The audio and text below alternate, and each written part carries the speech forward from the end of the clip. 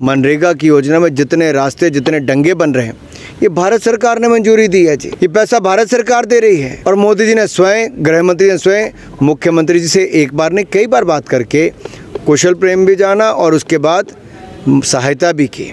लेकिन हम करने में विश्वास करते हैं, दिखावे में नहीं।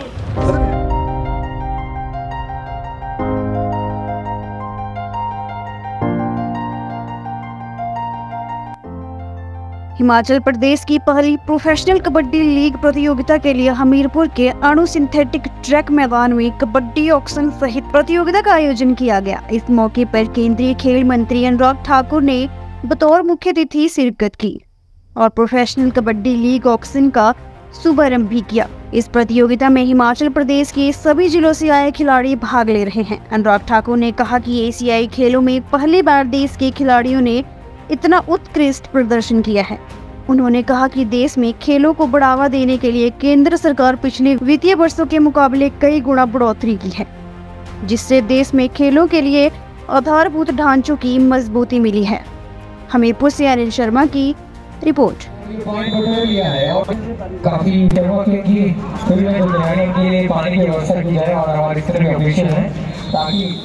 भारत का प्रदर्शन एशियन गेम्स में आज तक का सबसे बेहतर प्रदर्शन रहा। 107 मेडल जीतकर जो हमने कहा था अब की बार 100 पार, तो भारत के खिलाड़ियों ने 100 पार भी किया। पहले सुनते थे क्रिकेट में सेंचुरी लगती है, अब तो एशियन गेम में भी सेंचुरी लगाने का काम हुआ।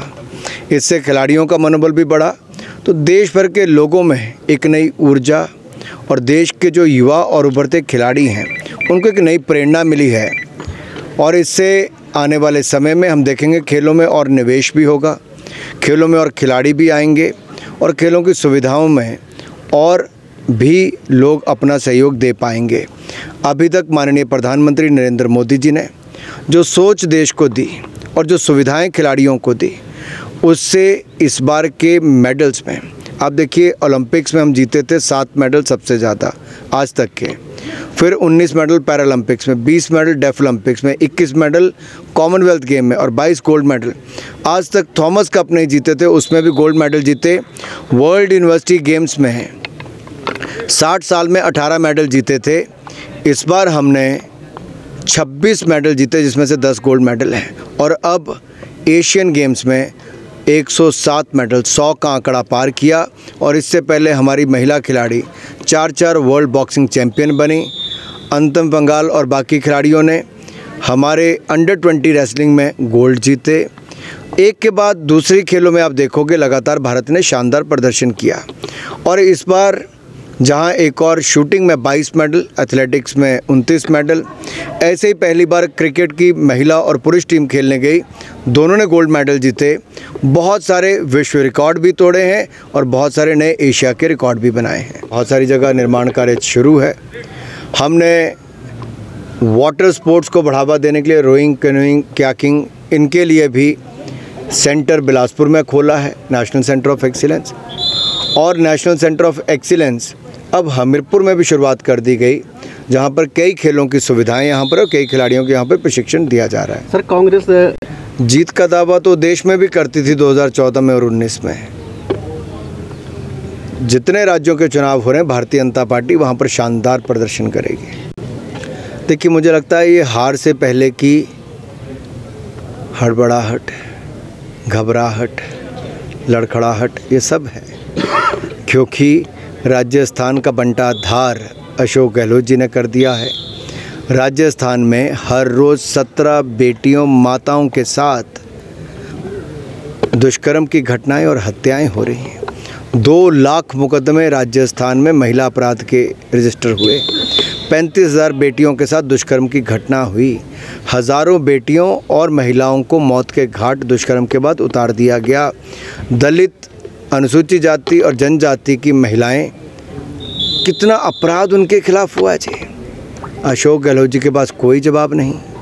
राहुल गांधी जी, प्रियंका गांधी जी, सोनिया गांधी जी ने बिल्कुल आंखें बंद कर रखी है और राजस्थान में अत्याचार, अत्याचार, अत्याचार और भ्रष्टाचार, भ्रष्टाचार, भ्रष्टाचार ही चल रहा है। मैं इतना ही कहूँगा, आपदा के समय बढ़ चढ़कर अगर सहयोग किसी ने किया तो भारत सरकार ने।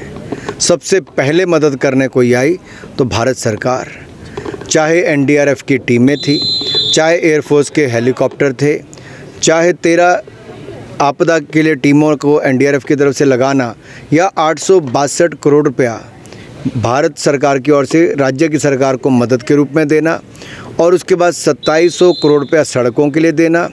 11,000 मकान हिमाचल प्रदेश को मिले जी, आज तक नहीं मिले थे। 5,000 एक बार दिए, 6,000 उसके ऊपर अतिरिक्त दिए कि जितनों के मकान का नुकसान हुआ उनको 1.5 लाख भारत सरकार की ओर से आ गया। क्या ये किसी खाते में नहीं? मनरेगा की योजना में जितने रास्ते, जितने डंगे बन रहे हैं, ये भारत सरकार ने मंजूरी दी है जी।